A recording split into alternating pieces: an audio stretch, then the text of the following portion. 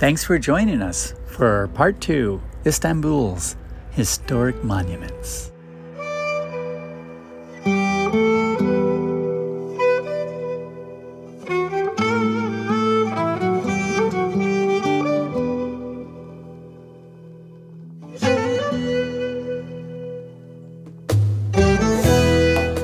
Istanbul straddles the Bosphorus Strait and lies in both Europe and Asia. 9,000 years ago, the settlement was named Byzantium. It was colonized by the Greeks in the 7th century BC. The city was renamed Constantinople in 330 AD, and it kept that name for 1,700 years. It was named after Roman Emperor Constantine I, also known as Constantine the Great. He was a Roman emperor from 306 to 337 AD. When Constantine I became the sole Roman emperor, he moved the capital of the Roman Empire from the west to the east, from Rome to Byzantium. He called the Roman capital in the east Nova Roma, although many still referred to the city as Byzantium or Byzantium, until the city was renamed Constantinople in 330 AD. The Eastern Roman Empire was the continuation of the Roman Empire centered in Constantinople. After the fall of the Western Roman Empire in the 5th century AD, the Eastern Roman Empire continued as the Byzantine Empire. The Byzantine Empire lasted until the Ottoman conquest in 1453. Constantinople was officially renamed Istanbul in 1930. On the following map, the area in red is Istanbul. Today, the Fatih district in Istanbul is the old city of Constantinople, shown in yellow on this map, which is on a peninsula as shown on this map. To its north is the Golden Horn Bay. To its east and northeast is the Bosphorus Strait, and to its south is the Sea of Marmara. Across from the old city of Constantinople is the historic city of Chalcedon, and further south are the cities of Nicaea and Ephesus, which are all now a part of Turkey. All of these cities, including Constantinople, were the locations where several ecumenical councils were held, where leaders of the early Christian church met to answer questions about theological doctrine, like the Trinity. Let's go to Hippodrome Square. What's a hippodrome? It's an ancient racetrack. Here's an image of the ancient city and the location of the hippodrome. These are images looking north-northeast. The Egyptian obelisk that you see in this image, as well as the serpentine column, were erected in the center of the hippodrome over 2,000 years ago. The bronze serpentine column was built in 479 BC by the Greeks as a military trophy dedicated to the Temple of Apollo in Delphi. About 800 years later, the serpent column was moved and erected in Constantinople in 324 AD. It was done at the request of Roman Emperor Constantine I to commemorate the new Roman capital in the east and to decorate the hippodrome. This ancient Egyptian obelisk is known as the Obelisk of Theodosius because Roman Emperor Theodosius had it moved here in the 4th century AD to decorate the spina of the hippodrome. It is 3,500 years old. The obelisk, made of pink granite, is so resistant to erosion that it has lasted for centuries and centuries. Amazing. Whereas the limestone of the region erodes so fast. In a way, doesn't last nearly as long. It's amazing to see this. It was originally erected at the Temple of Karnak in Luxor in about 1490 BC. The arrow points to where the obelisk and the column still remain today. This is a view of the peninsula looking south. We're on our way to Topkapi Palace Imperial Gate. This is a view of the peninsula looking north toward Golden Horn Bay. This is a view looking northeast, up the Bosphorus Strait toward the Black Sea.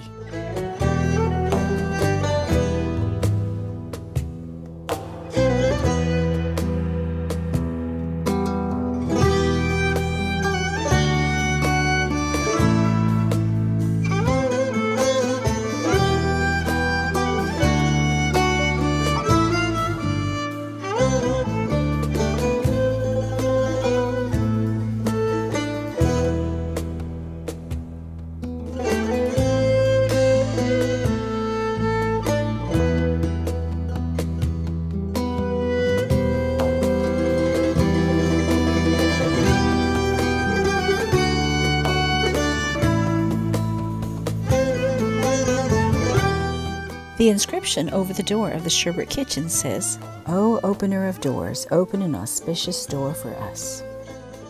16th century leather mat used to place food trays on.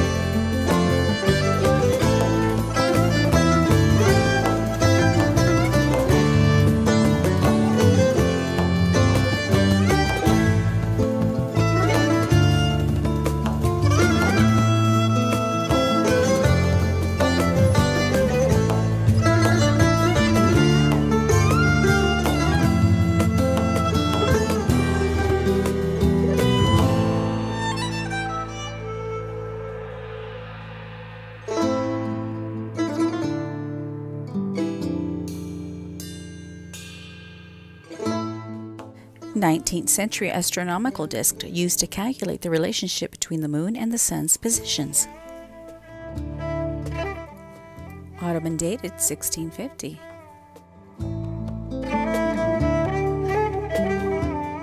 The tile work throughout the palace is very intricate, beautiful, colorful, and uplifting.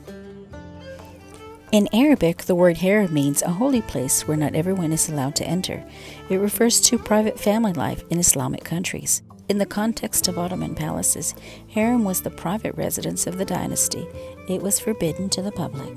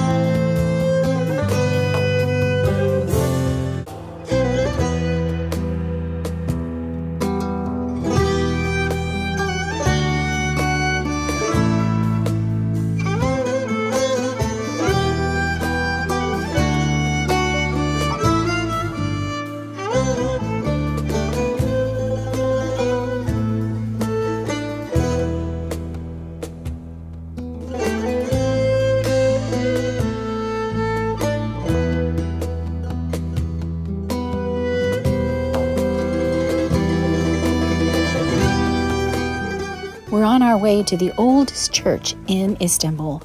It's Ayarini, and it's located in the courtyard of Topkapı Palace. Ayarini means holy peace. It was originally built in the 4th century AD at the request of Constantine I. He was the first Roman emperor to convert to Christianity, and he was a pivotal player in stopping the persecution of Christians. According to some historians, the Ayarini stands on what is believed to be the oldest site of Christian worship in Istanbul. And it is highly likely that the Second Ecumenical Council of Constantinople was held right here in the Ayarini.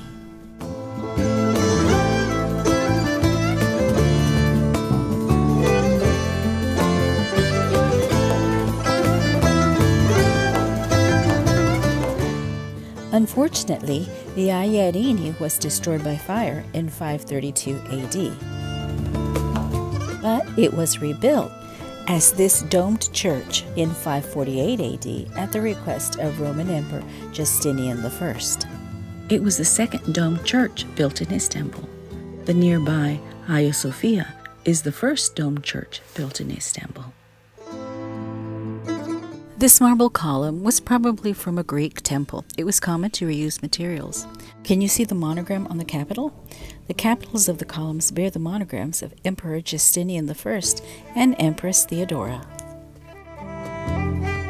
The Hagia Sophia is the only Christian church in Istanbul that was never converted to a mosque. It was used to store weapons and as a weapons museum. In the 8th century, an earthquake did require some restoration, but according to this plaque, neither its interior nor exterior have experienced much in the way of any physical change throughout the centuries. The 3 windows symbolize the Trinity in the Christian world. The stepped platform used by the priests represents Mount Golgotha, where Christ was crucified. The cross is on a golden mosaic background.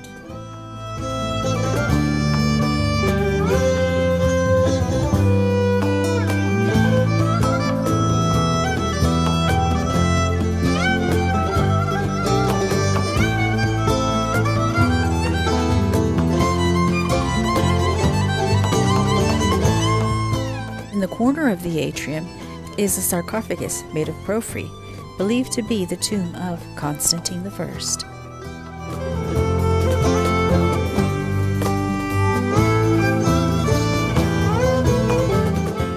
More recently, it's been used by the local government as a concert hall.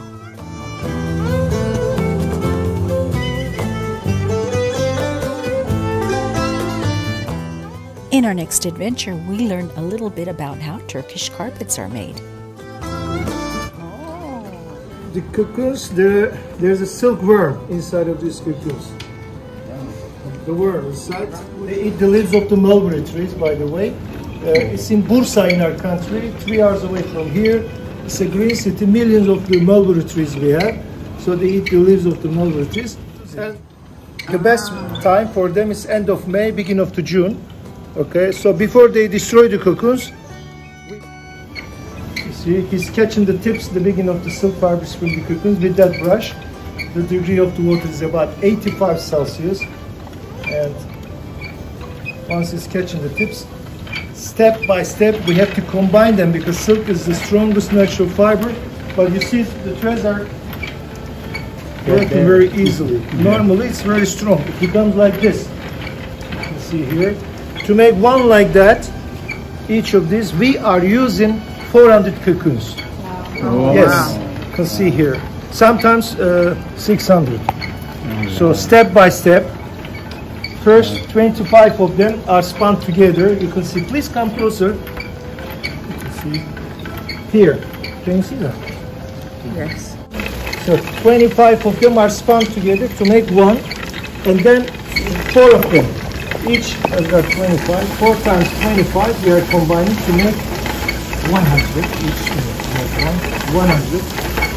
And then at the end 4 times 100 becomes 400. First, this is a silk on silk carpet. As you see here, each of these we already use 400 cocoons, as I told you before. That one is wool on wool. It's the finished one. That loom. It's been like 3 months of work for the like 4x7 size, you know, like 2.5 square meters in this size. One from front, one from back. Make them side by side together. She gets the yarn and twist it around those 2 vertical threads. Can you see that? She has to cut it with a knife after she pulls it down and cut it because silk is very strong. If it was wool material, it could be broken with the hand. Yeah, but this with the knife, she has to cut it. After she makes one complete line from beginning till the end, like following this pattern, then she gets that horizontal thread, put in between those vertical yarns, and beats it from up to down to make it tighter and stronger. By the way, this beading is an angle.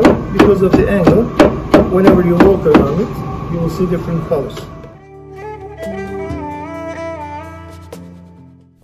We're going to the Grand Bazaar to buy a scarf.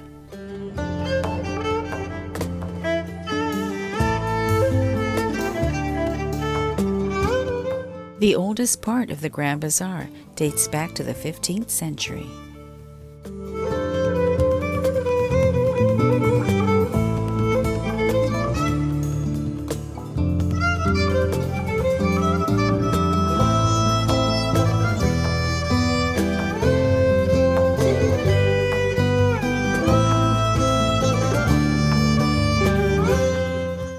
Roman Emperor Constantine I also commissioned the Hagia Sophia to be built. The name means holy wisdom. It was started in 346 AD and completed in 360 AD. Unfortunately, the first church structure was destroyed during riots in 404 AD, but it was rebuilt in 415 AD by Roman Emperor Theodosius II. The second church building was destroyed by fire during a revolt in 532 AD. It had extensive damage. Roman Emperor Justinian I ordered the demolition of the Hagia Sophia, and he commissioned the building of a new basilica. The third Hagia Sophia was completed in 537 AD, and it remains standing today.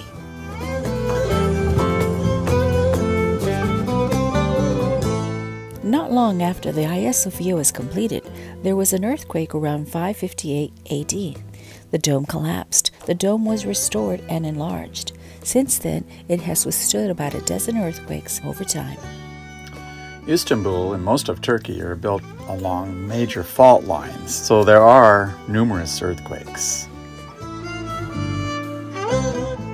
The Hagia Sophia was a Christian church from 360 AD until 1453, when it was converted to an Islamic mosque. In 1935, when the Hagia Sophia was converted into a museum, the mosaic depictions of Mary and Jesus were once again displayed. The plaster was removed. When it was converted back to an Islamic mosque once again in 2020, some of the images were left displayed, which is very rare for a mosque.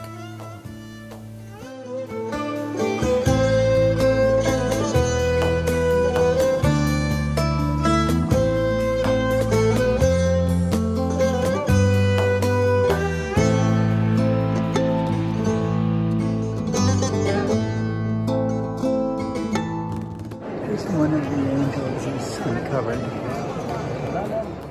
The Byzantine architecture of the Hagia Sophia has served as an inspiration for many Christian churches and Ottoman mosques, including the Hagia Irene and the Sultanahmet Mosque.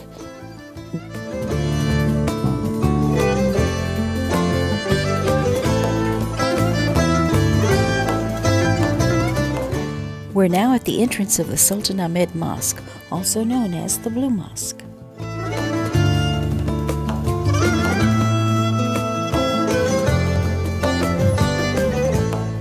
The mosque was completed in 1617.